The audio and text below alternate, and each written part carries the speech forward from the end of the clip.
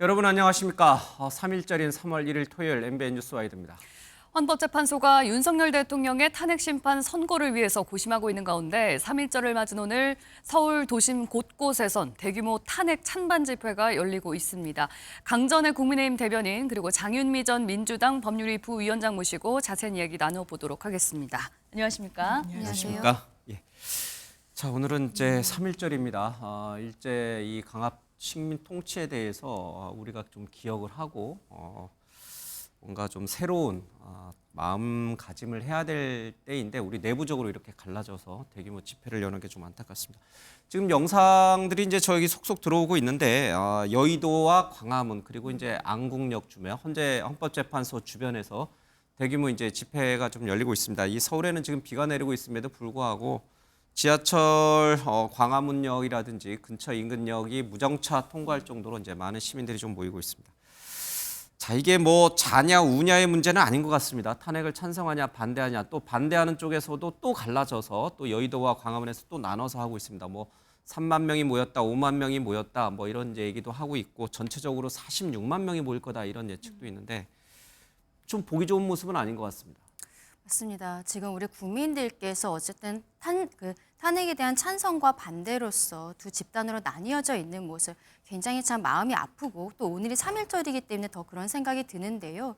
어쨌든 대통령에 대한 탄핵 심판 결론이 어떻게 나든지 간에 헌법재판소는 우리 국민들을 하나로 만들 수 있는 그런 결정을 도출해내야 되는 그런 헌법적 책무가 있다라고 다시 한번 말씀을 드리고 싶습니다. 그리고 여야 간에도 저는 좀 개인적으로 생각하는 것이 탄핵 심판 결정이 나오기 전에 우리 국민들에 대해서 여야 당대표가 함께 대국민 메시지로서 우리가 앞으로 함께 나아가자라는 메시지를 내야 되는 것이 아닌가 저는 좀 그렇게 생각을 하고요. 지금 여러 사람들이 갖고 있는 저런 에너지들에 대해서 어떻게 우리 대한민국을 발전하는 곳으로 이것이 이끌어갈 수 있을 것인지 지금 여야의 대응이 조금 미흡하지 않나라는 생각도 해봅니다. 자, 헌법재판소의 이 탄핵 심판은 흔히들 정치 재판이다라고들 얘기를 하니까 저 집회 모습도 정치 집회이기 때문에 일면 영향을 미칠 수 있다 이런 이제 분석을 하시는 분들도 더러 있습니다. 정말 오늘 집회에 어느 쪽에 얼마만한 그 인파가 모였느냐 그 숫자가 헌재 재판관들의 이 판결에 영향을 줄 수 있습니까? 아마 장외 집회가 재판관들 심증에 영향을 주지는 않을 것 같고요. 이 지금 계속 매일같이 평의를 하고 있다는 거 아닙니까? 아마 어느 정도 결론에는 도달했을 겁니다. 기본적으로 평의를 열어놓고 심리를 하게 되면 상당히 시간이 소요되기 때문에 이른바 A안, B안, 기각될 시, 인용될 시 해서 이 부분과 관련해서 이미 안이 도출돼 있고 논의는 진행되고 있기 때문에 이 장외 집회가 그리고 여론전이 이 재판관들 한 명 한 명의 심증에 인용할 걸 탄핵으로 뭐 탄핵할 걸 뭐 반대로 이렇게까지 영향을 준다고 보기는 어렵고 다만 짚어주신 대로 헌법재판소라는 건 기본적으로 다른 법원들과는 달리 사법 절차이긴 하지만 정치성을 띈 부분은 분명히 있죠. 정치인들에 대해서 그 직책에 대해서 다루기는 합니다만 이 부분은 그래도 근간이 되는 건 헌법과 법률의 위반입니다. 과연 윤석열 대통령이 펼쳤던 변론이 헌법재판관들의 설득에 유효한 변론이었냐. 전 개인적으로 상당히 태부족했다라고 생각합니다. 그러니까 말씀하신 대로 저 시위 집회의 규모가 헌재 재판관들의 영향을 미치지 않는다고 하면 도대체 왜 더불어민주당 의원들은 저 집회에 가는 겁니까? 왜 국민의힘 의원들도 마찬가지야. 정치인들이 왜 가서 헌재 재판관들을 압박하는 저런 행위에 동참을 하는 겁니까? 이게 헌재에 대한 압박으로도 해석될 수 있겠지만 기본적으로 의견을 수렴하는 장을 열어주는 측면이 있다라고 생각하는데요. 다만 저는 보수 집회는 이 부분이 건강한 집회 성격이라고 생각하진 않습니다. 이쪽에서 나오는 구호들은요. 완전 극우 집회를 방불케 하는 겁니다. 기본적으로 헌재를 뭐 휩쓸어 버리겠다, 부숴버리겠다, 가루로 만들겠다. 이거는 보수의 가치도 아니고 이건 사실상 불복을 어느 정도 시사하는 것으로까지 해석될 수 있는 겁니다. 대단히 위험한 신호이고요. 이런 부분과 관련해서 그나마 윤석열 대통령이 마지막 최후 변론 때 승복하거나 국민 통합의 메시지를 내주기를 기대했지만 전혀 그런 메시지 나오지 않았거든요. 그 연장선상에서 이런 두동강이 난 현상을 목도하고 있는 것 같습니다. 뭐 탄핵을 찬성하고 또 탄핵을 반대하고 이렇게 갈라진 민심을 보는 것도 사실은 좋지 않은데 탄핵을 반대하는 쪽에서도 양쪽으로 좀 갈라져 있는 것 같아요. 한쪽은 광화문에서 집회를 하고 있고 또 다른 쪽은 여의도에서 집회를 하고 있거든요. 똑같이 탄핵을 반대하는 주장을 하고 있는데 서로 자기 쪽에 참가를 해야 된다. 이렇게 나오고 있는 이유는 어디에 있다고 집회를 보십니까? 주최하는 측이 다른 것인데 예. 원래는 또 같이 한다라는 이야기들도 있었습니다. 근데 결과적으로는 나눠져서 하게 된 것이죠. 그것이 지금 짚어주신 것처럼 국민들께서 보시기에 어떠한 이해관계가 있는 것이 아니냐, 순수한 집회를 넘어선 것이 아니냐라고 생각되시는 부분도 분명히 있을 것이라고 생각합니다. 다만 그 마음은 동일할 것이라고 생각을 하고요. 예. 어떤 주최 측에서의 그 행사를 준비하는 과정이라든지 이런 것에 있어서의 불협화음이 있었던 것이라고 생각을 합니다. 예. 그런데 지금 저는 저렇게 많은 분들이 계신 것이 그래도 헌법재판소에서는 신경이 쓰일 수밖에 없을 것이다라고 생각을 재판관들도 하는군요. 이거 방송을 통해서 보고 있겠죠. 그렇겠죠. 왜냐하면은 뭐 헌재 쪽으로 또 걸어간다는 이야기들도 있지 않습니까? 예. 헌법과 법률에 대한 위반이 있다라고 해도 파면에 이를 만큼 중대한 것이었는가? 그것이 헌법재판소에서 결정을 하게 되는 거거든요. 과거에 노무현 전 대통령의 경우에도 헌법과 법률에는 위반되었지만 파면에 예. 이를 정도는 아니었다라고 결정하지 않았습니까? 그렇다면은 중대한 위반이냐 아니냐라는 것도 어떻게 보면 주관적인 판단이 개입될 수밖에 없는 것이거든요. 근데 이 중대한이라는 시점에 있어서 국민들께서 특히 많은 국민들께서 탄핵에 반대하고 있다라는 것을 예. 저런 식의 영상이라든지 보게 된다면 분명히 판단을 하는 것에도 영향을 미치게 되지 않을까라고 생각합니다. 저렇게 어쨌든 사람들이 많이 모인 이런 장면을 보면 재판관들도 어느 정도 영향을 받을 수밖에 없을 거다라고 말씀을 해주셨는데 이른바 광화문파는 전광훈 목사가 이끌고 있고 여의도파는 또 손현보 목사가 좀 주도를 하고 있는 것으로 알려졌잖아요. 뭐 전광훈 목사는 많이 알려져 있긴 합니다만 일단 두 분 모두 목사예요. 이 기독교 개신교 쪽에서 이런 집회들을 주도하고 있는 이런 상황들은 어떻게 보고 계십니까? 그러니까 대한민국이 보수를 넘어서 지금의 이 현상을 진단하는 여러 가지 이 분석들이 나오고 있는데 교계를 중심으로 굉장히 강성한 보수 목소리를 내는데 기본적으로 이렇게 양분돼 가지고 하는 건 하나의 시사점을 던져주는 거 아니겠습니까? 그렇다면 보수라는 깃발을 들고 지금 진행되고 있는 이 집회들 예. 과연 그 보수 집회 비즈니스라는 이야기가 나올 정도로 사실 돈과 무관해 보이지 않습니다. 집회 비즈니스다. 예, 극우 유튜버들도 마찬가지고요. 이 부분과 관련해서 후원을 받고 예. 또 유튜브 영상을 통해 가지고 구독자들로부터 수익을 내고 그리고 이 집회가 순수하게 집회 정치적 구호만 있습니까? 아니요. 정광훈 목사 같은 경우에는 본인이 추진하고 있는 사업과 관련해서 독려하고 알뜰폰에 가입하라고 하고 또 구독을 하라고 하고 이런 거는 건강한 모습이 아닙니다. 이거를 돈벌이 수단으로 활용하면 안 되고 그러니까 이해관계가 있고 이 부분이 수익이 나는 하나의 창출의 수단으로 사고를 하니까 양쪽에서 각각 경쟁하듯이 집회하는 거 아니겠습니까? 알겠습니다. 정광훈 목사, 그러니까 이제 목사로 불러야 되느냐 이것도 이제 기독교 내에서 개신교 내에서 굉장히 이제 여러 얘기들이 좀 나오고 있습니다만은 이 광화문 집회를 이끌고 있는 정광훈 목사가 이끌고 있는 이 집회가 어떤 영향을 줄 것인지 그런 부분도 사실 좀 우려되는 부분이 없지 않아 있기는 있습니다. 자, 정광훈 목사의 얘기를 좀 잠깐 들어보겠습니다.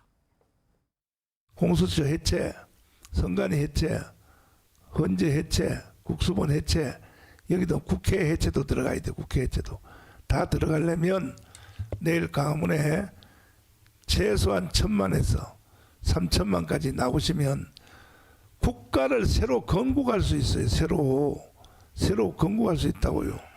그 윤석열 대통령을 모시고 새로 건국할 수 있습니다. 쟤들도 대한민국에 살고 싶으면 국민의 여론을 따라서 해야 될 거 아니야. 그렇죠. 예. 못 살아요. 절대 대한민국에 살 수가 없어. 헌법재판소에서 좌파 애들은요 대한민국에 살 수가 없다고. 우리가 살기에 우리가 허용을 해줄 것 같아요? 예, 대한민국은 이제 헌법에서 뭐 의사 표현의 자유를 인정하고 있으니까 이제 참여를 독려하기 위해서 이제 저렇게 얘기하는 걸 뭐 막을 수는 없죠. 입을 막을 수는 없는 거고 그렇게 해서도 안 되는 거고 그래서 본인들의 생각을 자유롭게 이제 표현하는 것은 이제 용인되는 나라가 바로 이제 대한민국입니다. 근데 이제 지금 정광훈 목사 얘기를 들어보면 단순하게 대통령 탄핵을 막기 위해서 하는 선을 넘어서 헌재도 해체시키고 국회도 해산시키고 뭐 모든 대한민국에 지금 있는 헌정 질서를 다 붕괴시키고 새로 만들자, 새로 건국하자. 네.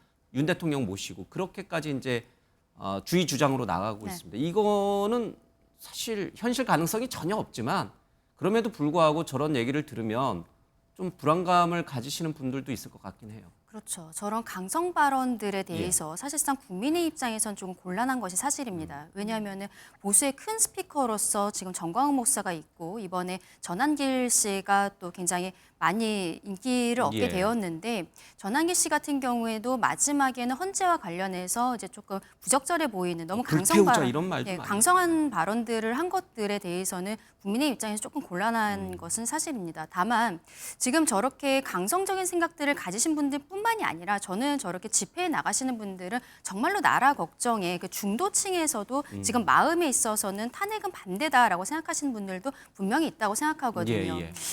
지난달쯤에 어떠한 조사가 있었냐면 유튜버들의 수익이 굉장히 늘어나고 있다는 거예요. 특히 보수 유튜버들이 비상계엄 사태 이후로 굉장히 수익을 많이 받고 있다. 이러한 정치 것들이 유튜버들이죠. 예. 예, 그렇죠. 그 많은 것들이 이제 드러나고 있는데 어떠한 본인들의 강성 발언이라는 것이 정말로 그렇게 생각하는 것들을 넘어서서 수익 창출을 위한 모델이 되고 있는 것이 아닌가라는 생각이 드는 부분입니다. 그런데 예. 이거는 실상 최근에는 보수 쪽 유튜버들의 문제로서 보였지만 그 이전에 민주당 측에서도 진보 측에서도 굉장히 유명한 유튜버들이 있지 않습니까? 예. 말씀을 예. 드리지 않겠습니다만 수익이 정말로 뭐 독보적인 1등 이런 예, 사람들이 있는데 결과적으로 이번 저는 계엄 사태 이후에 우리 대한민국이 건강해지기 위해서는 이런 형태의 강성의 발언을 하는 분들, 예. 극우든 극좌든 간에 이런 것들에 대해서 자정 노력이 있어야 된다라고 생각을 합니다. 그래서 어쨌든 언젠가는 결론이 나지 않겠습니까? 이 상황에 대해서 좀 마무리가 되었을 때는 여야가 합의를 해서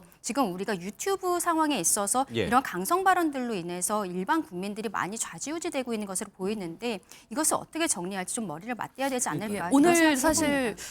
정광훈 목사가 주도하는 집회에 국민의힘 의원들도 네. 좀 참석을 하잖아요. 물론 여의도 쪽에 간 의원들도 있기는 합니다만 이렇게 국민의힘 의원들이 그 집회에 참석한다면 전광훈 목사의 의견은 어느 정도 동의하는 것처럼 비춰질 수도 있는 건 아닌지. 그래서 지금 국민의힘에서는 집회에 참석하는 것이 예. 당 차원이 아니고 당 지도부와는 관련 예. 없이 각각 의원들이 개인적으로 참여하는 거다라고 선을 긋고 있는 것이 예. 바로 저런 강성 발언들이 국민의힘도 저렇게 생각하는 거 아니야라고 예. 국민들께서 특히 중도층에서 생각하실 수 있는 부분들이 있는 것이거든요. 예. 네. 근데 그런 것이 전혀 아니고 정말로 오늘 광화문이든 여의도든 그 현역 의원들이 가는 것은 개인적인 판단에 의한 것입니다. 다만 오히려 민주당 측에서는 당 차원에서 오늘은 뭐 이재명 대표도 연단에 오를 것이라고 예. 이야기가 나오고 있는데 예. 당 차원에서 민주당 자체도 지금 집회에 참석을 하면서 국민의힘 측에서 집회를 개인적으로 참석하는 것에 대해서만 극우몰이를 하는 것이 좀 문제가 있지 않나라고 생각합니다. 예. 알겠습니다. 그러니까 이 정치 유튜버들의 근거 없는 가짜 뉴스 뭐 이렇게 발언이라든지 여러 가지 또 자극적이고 선동적이고 그런 발언들에 대해서 향후에 어떤 제재, 법적 제재도 한번 고민해 봐야 한다. 이제 이런 얘기도 사실은 이제 학계에서도 나오기 시작을 하고 있습니다. 뭐 서부지법 난동 사태 때 이게 구속됐던 분들이 재판을 앞두고 뭐 열심히 반성문 쓰고 있다라고 하는데 네. 뭐 국민 저항권을 외치지만 막상 또 법적 처벌을 받을 때는 확 이렇게 그렇죠. 움츠려들어서 반성문 열심히 쓰고 있다고 그래요. 그 뉴스 보면서 약간 씁쓸하다 이런 느낌도 좀 있어요. 본인들도 법적으로 저항권이 아닌 걸 알기 때문에 그렇습니다. 이거는 폭동이고 법원을 공격했다는 건 비난 가능성이 매우 높습니다. 그리고 구속 기소를 원칙으로 하고 있기도 하고요. 그렇다면 이 부분과 관련해서 떳떳하면 왜 똑같은 견지를 못 하는 겁니까? 예. 그런데 이 개인을 비난하는 것보다 비판하는 것보다 이런 상황을 윤석열 대통령이 최후 변론 때 어떻게 인식했습니까? 국민들께 진솔한 사과가 있어야 된다, 있을 것이다 전망했지만 아니요. 그 서울 서부지방법원 난동을 벌였던 청년들에게 본인 때문에 고생을 해서 미안하다라고 이야기했습니다. 예. 온당한 방법이 아닙니다. 알겠습니다. 예.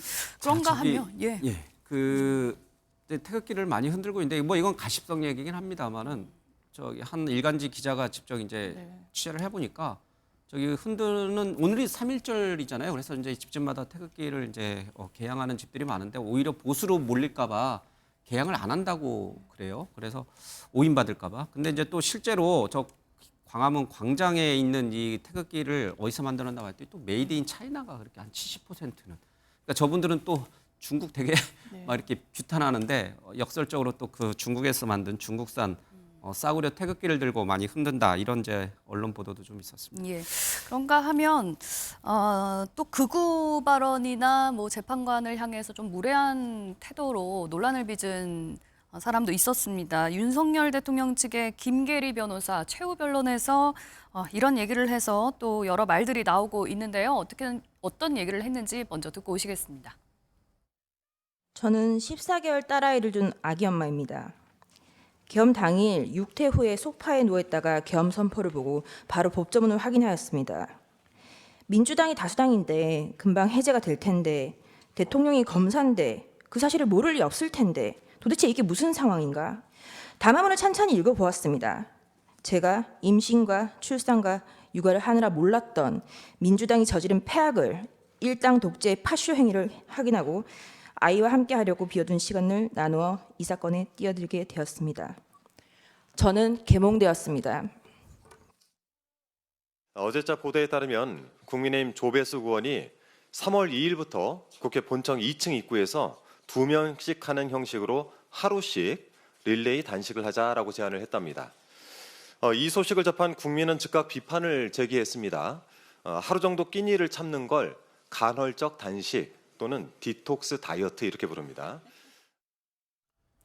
예, 김계리 변호사가 최후 변론에서 나는 계몽되었다라는 이제 표현으로 주장을 해가지고 논란이 되고 있는데 이런 말들이 소위 여론전에 네. 좀 도움이 될 거라고 보십니까? 여론전에만 도움이 되고 재판에는 도움이 안 될 겁니다. 기본적으로 자기 사건이 아니지 않습니까? 변호사로서는.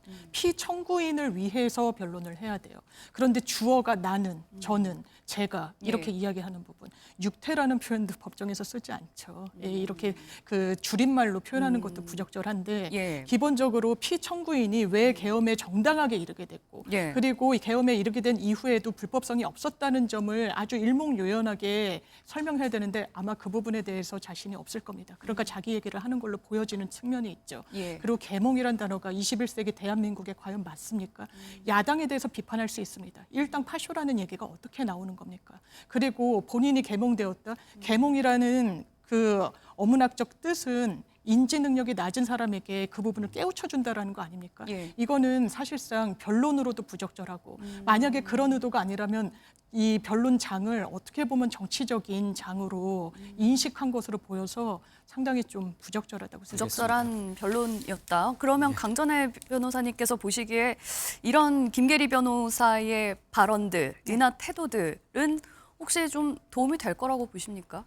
아니면 국민의힘에서 오늘 좀 여러 동의를 명의- 하시는 편인가요? 여러 명의 변호인들이 돌아가면서 변론을 했습니다. 그리고 예. 김계리 변호사가 본인의 발언 기회 동안에 어떻게 보면 개인적인 이야기들을 하였는데 대통령의 변호인단 중에서 김계리 변호사가 좀 젊은 편을 속합니다. 예. 그리고 이번 비상계엄 사태 이후에 2030들이 많이 또 길로 나오지 않았습니까? 민주당의 폭주에 대해서 새롭게 깨닫게 되었기 때문에 나왔다라고 이야기하는 분들이 많았던 것이고 거기에 대해서 말하자면 본인이 청년층으로서 개인적인 감정에 대해서 이야기를 한 것으로 보입니다. 예. 장 변호사님 말씀하신 것처럼 김계리 변호사가 이야기한 것은 어떤 감정적인 호소로 볼 수 있을 것 같고 그리고 지금 대통령을 지지해주는 분들 특히 2030과의 공감을 하는 것이지 예. 어떤 변론으로서 유효적절한 이야기였다거나 그렇게 보이지는 않습니다. 그런데 이 김계리 변호사가 워낙 이제 이런 튀는 행동을 하다 보니까 과거에는 도대체 어떤 사람이었냐 이런 얘기까지 나와요.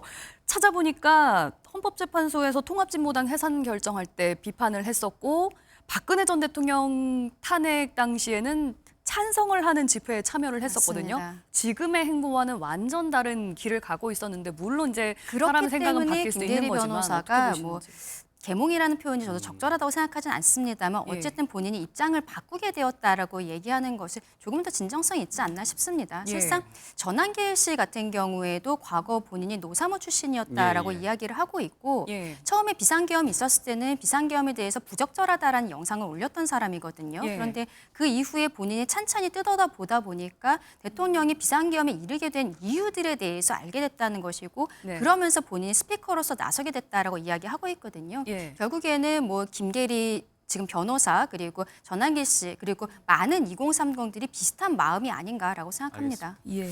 자, 뭐 계몽된 사람도 아마 있을 거고, 그렇죠?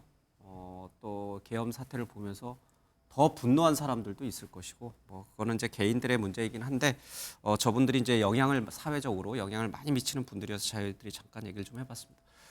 자, 윤 대통령의 최후 진술 그리고 헌재 재판관들 이 시대 최고의 현자라 불리는 그 8명이 어떤 식으로 결론을 낼지 저희들이 좀 짚어보겠습니다. 먼저 얘기 좀 들어보겠습니다. 질서 유지만을 목적으로 군병력을 동원을 했는데 질서 유지 목적으로 굳이 거기를 군병력이 왜 본청에 유리창을 깨고 진입을 했습니까? 국무위원들을 상대로 이번 비상계엄은 거대 야당에 경고하기 위한 것이다. 경종하기 위해. 경종을 울리기 위한 것이다. 그리고 중앙선거관리위원회의 선거관리 시스템을 점검하기 위한 것이다. 이런 취지의 말을 했습니까? 모였을 때. 그거는 말씀 안 하셨습니다. 소재 파악이 안 됩니다. 명단 불러드릴게요. 이렇게 얘기하면서 명단을 불렀다는 거죠. 그렇습니다. 그러니까 그 말은 그 명단이라는 거는 체포할 사람이라는 뜻으로 받아들였어요. 예, 저는 그렇게 이해했습니다. 처음에는 뭐 사람이라 그랬다가 뭐 나중에 의원이라 그랬다가 또 데리고 나와라 그랬다가 끄집어내라 그랬다가 막 이런 것들이 지금 혼재가 돼 있어요. 증인의 생각이나 해석 이런 걸 다 빼고 오로지 들은 얘기가 정확히 않으면 정확치 않다 그러고 정확하면 정확하다고 하고 이렇게 말씀해 보세요. 인원이라 그랬어요. 그렇습니다. 들은 얘기가 예, 전화로 들은 얘기가 인원입니까? 예, 인원을 끄집어내라 이렇게 인원을 들었습니다. 끄집어내라. 참석하시는 분들이 내가 지금 국무회의를 하고 있구나 이런 생각을 못 하셨던 것 같거든요. 근데 증인께서는 네, 이게 지금 국무회의라고 생각을 하셨던 건가요? 그렇습니다. 정확하게 워딩이 본청 안으로 들어가라. 국회의원을 끌어내라. 이렇게 했단 말입니까? 그렇습니다. 내부로 들어가서 의원들을 끌어내라. 다른 분들은 전화를 한 번 받았어요. 대통령이 직접 전화를 하거나 아니면 부속실에서 전화를 하거나 증인만 2번 받았거든요. 왜 그랬을까요? 저희가 그 증인에게 바라는 것은 뭐냐면 증인에게 그런 사법 절차에 있어서의 그런 판단을 대답해달라는 게 아니고요. 증인의 개인적인 생각을 얘기해달라는 겁니다. 어쨌든 통상의 국무회의가 아니라는 저의 그 말씀과 그것이 형식적, 실체적 흠결이 있었다고 생각하는 거. 예, 헌재 재판관들의 얘기 지난주에도 저희가 자세히 다뤘기 때문에 또 깊게 다루지는 않겠습니다만은 이제 헌재 재판관들이 계속 평의를 거치면서 여러 가지 이제 의견들을 좀 수렴해 가는 과정을 거치고 있습니다.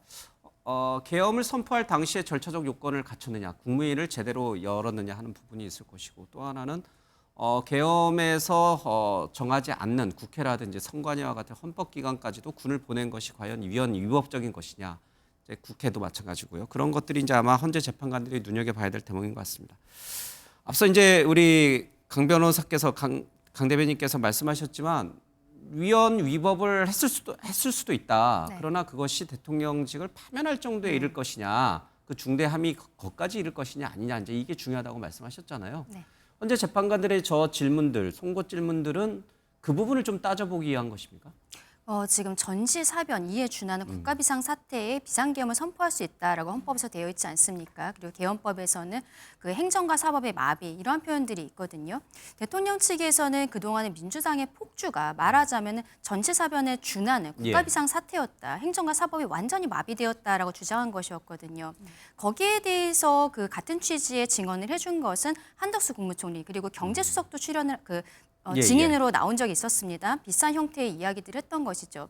근데 그럼에도 불구하고 어쨌든 계엄군이 국회와 선관위에 들어갔기 때문에 이러한 부분에 있어서는 말하자면은 이 국헌문란의 목적이 있었던 것인가까지 판단을 해야 되는 부분들이 있습니다. 그렇게 됐을 때는 국헌문란의 목적이 있다라면 사법심사의 대상이 된다는 것이 대법원 판례이기 때문인 것이죠. 그런데 지금 대통령 입장에서는 어떠한 헌법기관인 국회와 선관위를 무력화시키려고 했던 것은 아니다. 국회에 계엄군이 들어갔던 것은 질서 유지를 위한 것이었다라고 이야기를 하지 않았었습니까? 그런데 그럼에도 불구하고 지금 헌법재판관들 측에서는 어떠한 체포조라든지 이런 부분에 있어서 대통령의 진술과 증인들의 진술이 엇갈리는 부분들이 있었기 때문에 여기에 대해서 판단하기 위해서 말씀하신 송고 질문들을 했었던 것으로 보이는데요. 만약에 일부 대통령의 진술이 사실이 아닌 것으로 판단을 해서 위헌위법하다라고 판단을 한다고 해도 이것이 그렇다면은 이 비상계엄 사태에서는 다친 사람이 아무도 없었단 말이죠. 아무 그리고 일도 일어나지 않았다. 예, 이렇게 지금 대통령은 대통령 얘기하고. 측에서 계속 이야기한 아무 일도 일어나지 않았다라는 것이 다친 사람이 없었고 그리고 뭐 2시간 정도 뒤에 바로 계엄이 해제가 된 부분들에 대해서 그리고 그 이전과 이후의 상황들 말하자면 민주당의 폭주가 그 이전에도 있었지만 비상계엄 사태 이후에도 한덕수 국무총리에 대한 탄핵이라든지 똑같이 예산안을 뭐 삭감한 대로 그 통과를 시킨다든지 이러한 것들이 계속적으로 진행된 부분들이 있거든요. 저는 지금 대통령이 비상계엄이라는 수단을 선택한 것에 대해서는 헌법재판소에 조금 더 부정적으로 판단이 나올 가능성은 좀 있다라고 생각합니다. 그런데 네. 민주당의 폭주에 대해서 판단을 했을 때는 이것이 파면에 이를 정도였던 것인가 여기에 대해서는 조금 더 깊게 고민을 해봐야 되지 않나 싶습니다. 아무 일도 일어나지 않았다. 그런데 이제 그날 밤 온 국민이 이제 방송을 통해서 이제 생중계처럼 봤죠. 뭐 거의 생중계였죠. 그거는 아무것도 아니었는가 그러면? 질서 유지 차원에서 병력을 보냈다라고 하는데요. 거기에 굉장히 배치되는 진술들, 증언들이 사실상 쏟아져 나온 셈이고 실탄도 지급됐다는 게 국회 또 국조특위에서 나온 그 현장에 나갔던 계엄군들의 증언 내용이기도 했습니다. 이 부분과 관련해서 단순한 헌법과 법률의 위반이 아니라 중대성이 있어야 되는데 네. 기본적으로 이 중대성이 없다고 헌법재판관들이 설명할 것인지 납득할 것인지 그래 보이지 않습니다. 왜냐하면 내란 외환죄는 대통령이 재직 중에도 소추될 수 있는 대단한 중대 범죄입니다. 지금 대통령이 계엄법에도 헌법에도 국회를 계엄군의 통할 아래 둘 수 있는 아무런 법적 근거가 없음에도 이 군을 보낸 것이죠. 그러니까 헌법재판관들이 이 여야 추천 몫을 다 따지지 않고 정파를 가리지 않고 묻는 겁니다. 10번 이상. 왜 보냈냐. 납득이 되지 않는 것이거든요. 네. 이런 부분이 이 법률적으로는 윤석열 대통령한테 좋지 않은 신호입니다. 예, 이제 최종 변론이 끝나고 당일에 이제 최후 진술이 있었습니다. 지난주 화요일에요. 자, 각각 양쪽에서 어떤 얘기들을 했는지 먼저 듣고 오시겠습니다. 계엄군이 먼저 진을 치고 있다가 체포 연행하지는 않을지 두려웠습니다. 36년 전 1988년 9월의 밤이 마치 어젯밤 악몽처럼 떠올랐습니다. 새벽 1시 안기부에 잡혀 지금도 알 수 없는 서울 을지로 어디매쯤 한 호텔로 끌려가 수건으로 속옷 차림으로 4시간 동안 주먹질, 발길질로 고문 폭행을 당했습니다. 동해물과 백두산이 마르고 닳도록 하나님이 보호하사 우리나라 만세, 무궁화 삼천리 화려강산, 대한사람 대안으로 길이 보전하세. 제가 직무에 복귀하게 된다면 개헌과 정치개혁의 추진에 후반부를 집중하려고 합니다.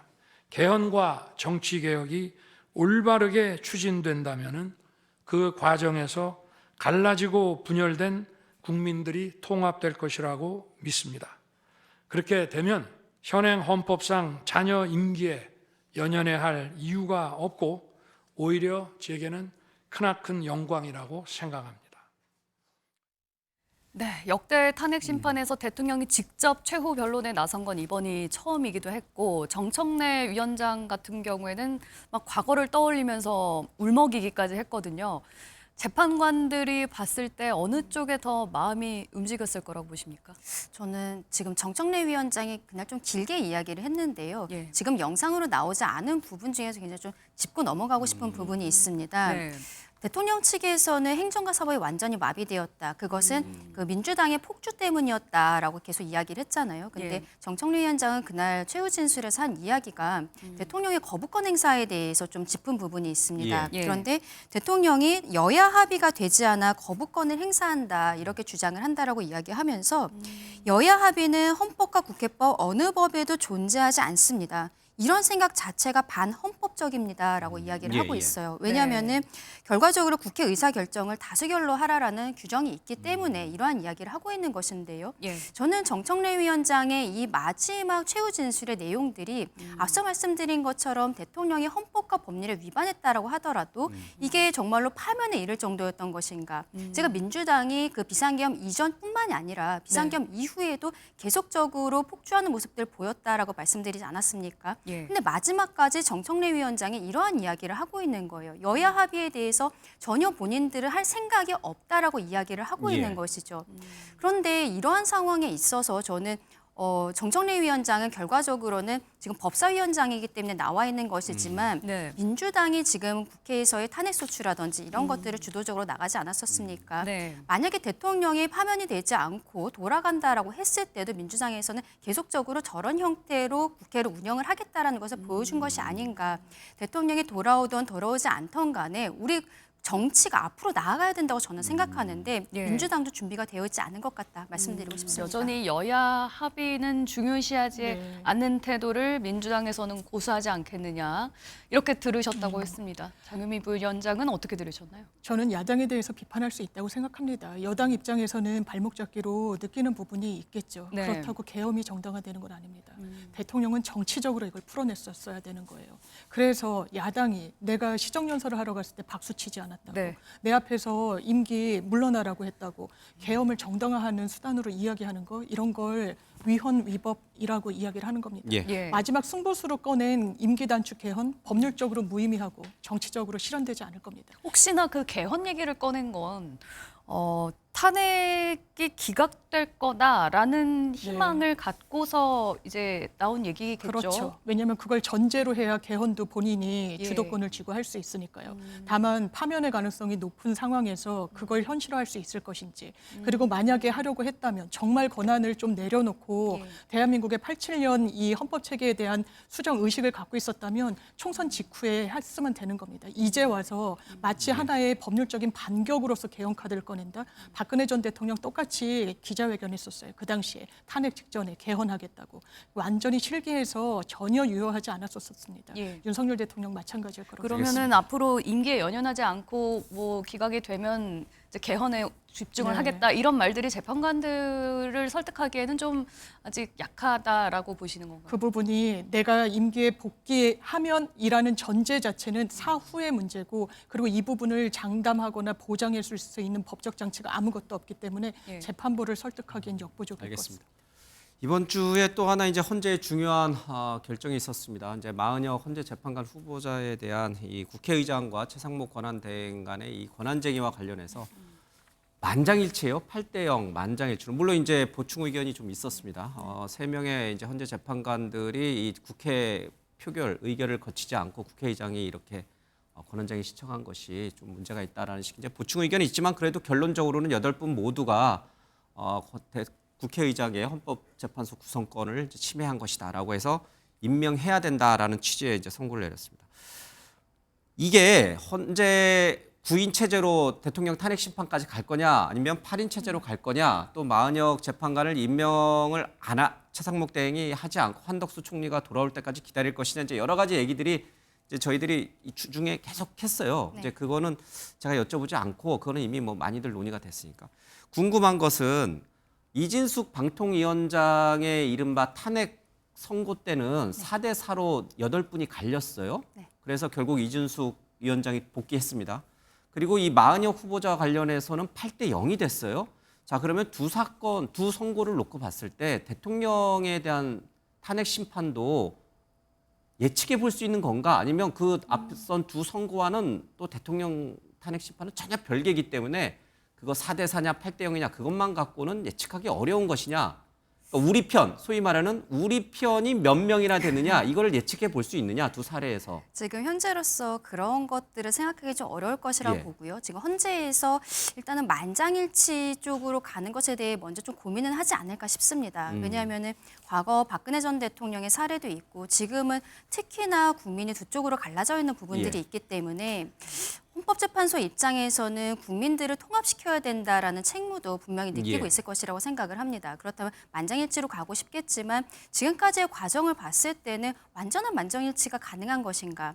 노무현 전 대통령 때는 헌법재판소법이 지금이랑은 달랐어요. 그래서 그때는 소수 의견에 대해서 아예 밝히지를 않았었습니다. 예. 그렇기 때문에 그때는 그냥 파면이 되지 않았을 뿐이고 뭐 몇 대 몇인지 이런 게 구체적으로 나오지 않았는데 이후에 법이 개정돼서 소수 의견도 밝히게 되었기 때문에 저는 이번에는 대통령에 대해서 민주당에서는 8대 0으로서 탄핵이 인용될 것이다, 파면이 될 것이다라고 하지만 저는 그렇게 나오지는 않지 않을까. 지금 절차적인 문제들도 있고요. 그리고 대통령이 비상계엄을 선포하게 된 계기에 대해서 민주당의 폭주에 대해서 분명히 저는 공감해주는 재판관이 있을 것이라고 생각을 예. 하기 때문에 그러한 형태로 소수 의견도 본인 그 이름이 나가는 형태로서 나가게 되지 않을까라고 생각합니다. 그러면 어떻습니까? 지금 이제 그 광화문, 여의도, 뭐 안국역에서 대규모 사람들이 집회를 해서 정치 집회를 하고 있는데 8대 0으로 만장일치로 가는 것이 이후에 선거 네. 이후에 사회적 국가적 혼란을 막는 데 도움이 되는 것인지 아니면 말씀하신 것처럼 소수 의견을 명시하는 것이 오히려 그분들의 마음을 달래줄 수 있기 때문에 더 사회 혼란이라든지 분열을 더 이렇게 좀 추스릴 수 있는 그런 쪽으로 작용하는 것인지.